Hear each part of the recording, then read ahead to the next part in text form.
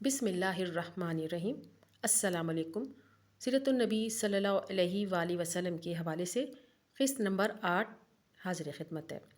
قسط نمبر 1 سے لے کر قسط نمبر 7 تک رسول اللہ صلی اللہ علیہ وآلہ وسلم کے آباء و اجداد کا مکمل تفصیلی جائزہ لیا گیا۔ آج کی ویڈیو میں اہم واقعہ بیان کروں گی، ابرہہ کا واقعہ۔ جب اس نے کعبہ پر حملہ کیا تو اس وقت حضرت عبد المطلب جو کہ کعبہ کے منتظم تھے، انہوں نے کیسے کعبہ کو محفوظ کیا، اور یہ واقعہ رسول اللہ صلی اللہ علیہ وآلہ وسلم کی پیدائش سے پہلے کب رونما ہوا۔ امید کرتی ہوں یہ ویڈیو آپ مکمل سنیں گے تاکہ آپ لوگ رسول اللہ صلی اللہ علیہ وآلہ وسلم کے آباء و اجداد سے متعلق اور ابرہہ کے خانہ کعبہ پر حملے کے حوالے سے مکمل تفصیلات جان سکیں گے۔ اب میں اپنی ویڈیو کا آغاز کرتی ہوں۔ عبد المطلب کو ہی زمزم کے پانی کے بارے میں ہی کیوں خواب آیا؟ کیونکہ نبی کریم صلی اللہ علیہ وآلہ وسلم کی پیدائش کا وقت قریب آ رہا تھا، اور عبد المطلب کے بیٹوں میں سے ہی کسی کی اولاد کو یہ سعادت حاصل ہونے والی تھی۔ اس کے علاوہ عبد المطلب کو بہت بار اس بارے میں پہلے ہی کچھ لوگوں نے پیشن گوئیاں کر دی تھیں۔ ان میں سے ایک یمن کا بادشاہ تھا، اور ایک یہودی تھا، اور کچھ کاہن تھے جنہوں نے آپ کو یہ بتایا تھا کہ آپ کے پوتوں میں ایک ایسا دنیا میں آئے گا جو اس دنیا کا نقشہ بدل دے گا۔ اور یہ بات عبد المطلب کو بار بار بتائی جا رہی تھی، جو کہ یہ بات ظاہر کرتی تھی کہ عبد المطلب ایک چنے ہوئے انسان تھے، اور اللہ تعالیٰ نے آپ کو نبی کریم صلی اللہ علیہ وآلہ وسلم کا دادا منتخب کیا، اور نہ صرف آپ دادا تھے بلکہ آپ صلی اللہ علیہ وآلہ وسلم کی تربیت میں بھی بہت اہم کردار ادا کیا۔ سال گزرتے گئے اور عبد المطلب کی دعا سچ ثابت ہوئی۔ اللہ تعالیٰ نے آپ کو 10 صحت مند بیٹے عطا کیے، اور جب بیٹے بڑے ہو گئے تو عبد المطلب کو اپنا وعدہ یاد آیا کہ وہ اپنا ایک بیٹا اللہ تعالیٰ کی راہ میں قربان کریں گے۔ اس واقعے کا ذکر پہلے کیا جا چکا ہے۔ محمد صلی اللہ علیہ وآلہ وسلم کی پیدائش سے پہلے ایک ایسا واقعہ پیش آیا جس نے تمام عرب کو ہلا کر رکھ دیا، اور اس واقعے کے بارے میں اللہ تعالیٰ نے قرآن میں بھی بیان فرمایا اور پوری کی پوری سورت نازل فرمائی، جس کا نام سورۃ الفیل ہے۔ واقعہ کچھ یوں ہے کہ نجاشی جو کہ ایتھوپیا کا بادشاہ تھا، اس نے یمن کو فتح کیا اور اپنے ایک گورنر ابرہہ کو یمن میں تعینات کیا۔ ابرہہ ایک عیسائی آدمی تھا۔ اس نے نجاشی کو خوش کرنے کے لیے کہا، میں تمہارے لیے ایک ایسا کیتھیڈرل بناؤں گا کہ کبھی کسی نے ایسا نہیں بنایا ہوگا۔ بس ابرہہ نے ایک بہت بڑا چرچ تعمیر کیا۔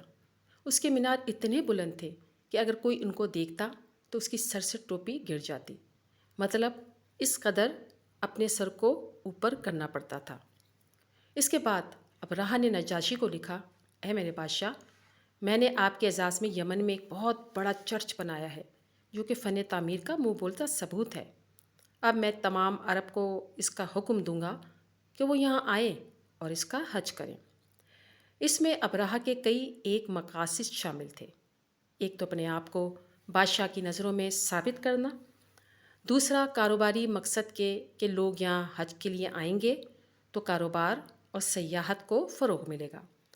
اب ابرہہ نے عربوں کو اس چرچ کے حج کے لیے حکم بھیجا، لیکن عربوں نے اس کو ماننے سے انکار کر دیا کہ ہمارے پاس پہلے ہی سے مکہ اللہ کا گھر موجود ہے۔ یاد رہے، عرب شرک میں مبتلا تھے، لیکن خانہ کعبہ کی تعظیم سے غافل نہیں تھے، اور خانہ کعبہ کو ہی عبادت کے لیے اللہ کا گھر مانتے تھے۔ جب عربوں نے یہ حکم سنا کہ چرچ جس کا نام ابرہہ نے کلیس رکھا تھا کہ ہم اس کی عبادت کو جائیں، انہیں بڑا غصہ آیا، کیونکہ عرب بے شک شرک کرتے تھے لیکن کعبہ کی تعظیم میں کمی نہیں کرتے تھے، اور عربوں کو اپنی یہ بے عزتی محسوس ہوئی، اور اس کا بدلہ لینے کے لیے ان میں سے ایک شخص نے بہت لمبا سفر کر کے کلیس پہنچا، اور وہاں جا کر اس چرچ کو غلاظت سے ناپاک کر دیا۔ جب ابرہہ کو یہ پتہ لگا کہ قریش میں سے کسی نے یہ حرکت کی ہے تو اس کو بہت غصہ آیا، اور اسے اس بات کا بھی اندازہ ہو گیا تھا کہ اگر وہ عربوں کو اس چرچ میں عبادت کے لیے لانا چاہتا ہے تو پہلے مجھے خانہ کعبہ کو تباہ کرنا پڑے گا۔ بس ابرہہ نے اپنی ایک بہت بڑی آرمی تیار کی۔ کچھ تاریخ دان 70,000 کی تعداد بتاتے ہیں، اور ابرہہ کی مدد کے لیے نجاشی نے خاص طور پر ہاتھی بھی بھیجے، جس کے بارے میں اللہ تعالیٰ نے سورہ فیل میں بیان فرمایا ہے۔ کچھ علماء کا خیال ہے کہ 13 کے قریب ہاتھی تھے، کچھ کہتے ہیں 11 تھے، اور ان ہاتھیوں میں سب سے بڑا ہاتھی اس کا نام محمود تھا، اور کچھ کا خیال ہے کہ صرف ایک ہی تھا، کیونکہ قرآن الفیل کا ذکر کرتا ہے۔ بہرحال ابرہہ اپنی بڑی آرمی کے ساتھ مکہ روانہ ہوا۔ راستے میں اسے عربوں کی فوج کے ساتھ سامنا ہوا، کیونکہ عرب ایسے نہ تھے کہ ابرہہ کو پلیٹ میں خانہ کعبہ رکھ کر دے دیتے، اور عربوں کی اس فوج نے، جو کہ تعداد میں بہت کم تھی، لیکن انہوں نے پھر بھی ابرہہ کو روکنا چاہا۔ ابرہہ کی فوج نے جلد ہی ان پر غلبہ پا لیا اور ان کے سردار کو گرفتار کر لیا، جس کا نام ذوالفقار تھا، جس کو ابرہہ نے جنگی قیدی بنا لیا اور آگے کی طرف مارچ کرنا شروع کر دیا۔ اب عرب کی ایک اور فوج نے راستے میں ابرہہ کو روکنا چاہا، اور اس فوج کا سردار نفیل الخاتمی نامی شخص تھا۔ ابرہہ نے اس کو بھی شکست دی اور سردار کو قیدی بنا کے آگے کی طرف مارچ شروع کر دیا۔ اب ابرہہ کی فوج طائف پہنچی۔ طائف کے لوگوں نے پہلے ہی ہتھیار ڈال دیے، اور نہ صرف ابرہہ کو یہ کہا کہ ہمیں کوئی نقصان نہ پہنچانا، ہم تمہارے 7 لوگ بھیج دیتے ہیں جو تمہیں مکہ میں داخل ہونے کا راستہ دکھائیں گے۔ بس انہوں نے ان کے ساتھ ایک آدمی جس کا نام ابو رغال تھا روانہ کیا۔ ابو رغال ابرہہ کو مکہ کا راستہ دکھاتا جاتا، جو کہ عربوں کے ساتھ غداری کی اہم مثال تھی۔ جب ابرہہ کی فوج مکہ کے پاس پہنچی، ابو رغال کا انتقال ہو گیا۔ اللہ تعالیٰ نے اس کی جان وہاں نکالنے کا حکم دے دیا اور وہیں دفن ہوا۔ بہت سالوں بعد عرب ابو رغال کی قبر پر آتے اور اس پر پتھر پھینکتے، اس کی غداری کی وجہ سے کہ اس نے اللہ تعالیٰ کے دشمنوں کی مدد کی، اور اس طرح وہ ایک عبرت بن گیا۔ بہرحال ابرہہ کی فوج مکہ شہر کے باہر پہنچ گئی اور وہاں اپنا پڑاؤ ڈال لیا۔ اب ابرہہ ایک جنرل تھا۔ اس نے یہ کیا کہ اپنے کچھ فوجی دستوں کو مکہ بھیجا، اور انہوں نے راستے میں آنے والے عربوں کے مویشیوں کو یرغمال بنا لیا، جن میں حضرت عبد المطلب کے 200 اونٹ بھی شامل تھے۔ ابرہہ نے پیغام بھیجا کہ مکے والے اپنے سردار کو بات چیت کے لیے بھیجیں۔ عبد المطلب جو کہ مکہ کے سردار تھے، قریش نے آپ کو ابرہہ سے بات کرنے کو بھیجا۔ عبد المطلب ایک بہت ہی پروقار اور باروب شخصیت کے مالک تھے۔ جو بھی ان کو پہلی بار دیکھتا، قدرتی طور پر عزت دینے پر مجبور ہو جاتا۔ جب عبد المطلب ابرہہ کے خیمے میں داخل ہوئے، ابرہہ اپنے تخت پر بیٹھا ہوا تھا۔ آپ کی شخصیت کا رعب اور وقار دیکھ کر اپنے تخت سے اٹھ کر آپ کے ساتھ زمین پر آ کر بیٹھ گیا۔ اب بات چیت شروع ہوتی ہے۔ عبد المطلب بغیر کسی لپٹی لپٹائی بغیر اونٹوں کا مطالبہ کر دیتے ہیں، اور ابرہہ حیران ہو کر کہتا ہے کہ جب میں نے آپ کو دیکھا تو میں سمجھا آپ بہت معتبر انسان ہیں، لیکن آپ نے بہت ہی چھوٹی بات کی ہے۔ میں یہاں آپ کا وقار یعنی خانہ کعبہ تباہ کرنے آیا ہوں، اور آپ کو اپنے اونٹوں کی پڑی ہے، جو کہ کعبہ کے مقابلے میں بہت ہی چھوٹی چیز ہے۔ عبد المطلب کا جواب تھا کہ کعبہ جس کا گھر ہے وہ خود اس کی حفاظت کرے گا۔ اونٹ ہماری ملکیت ہے، اس لیے ہمیں وہ واپس چاہیے۔ بس ابرہہ نے اونٹ واپس کر دیے۔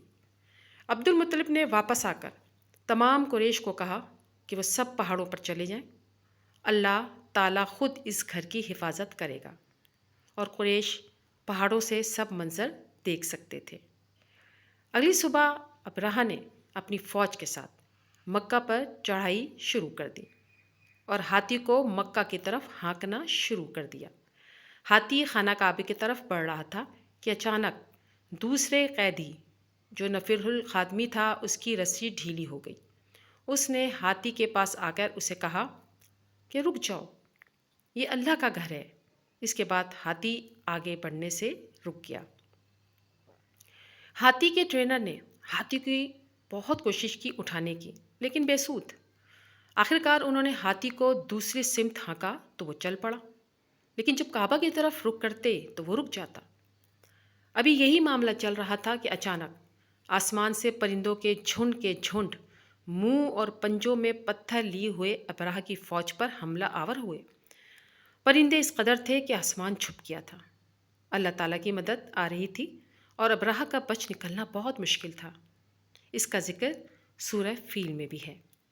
وہ پتھر جس پر بھی پڑتا وہ وہیں مر جاتا اور اس طرح ہو جاتے جیسے بھوسا۔ یہ سب دیکھ کر ابرہہ کی آرمی میں بھگدڑ مچ گئی۔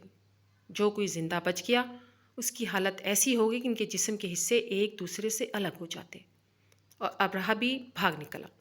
اس کی حالت بھی ایسی تھی کہ اس کے جسم کے سارے حصے ایک ایک کر کے جھڑ گئے۔ اس واقعے کے بعد قریش کی عزت عرب میں اور بڑھ گئی کہ یہ وہ لوگ ہیں جنہیں اللہ تعالیٰ نے امان دی۔ اس واقعے کے 50 دن بعد وہ دن آتا ہے جس دن پیدائش ہوتی ہے رسول اللہ صلی اللہ علیہ وآلہ وسلم جیسی مبارک ہستی کی، جنہوں نے دنیا کا نقشہ بدل دیا، جن کی وجہ سے عرب کی تاریکی ختم ہو گئی۔ اس حوالے سے مزید واقعات اگلی ویڈیو میں بیان کروں گی انشاءاللہ تعالی۔ جزاک اللہ خیر۔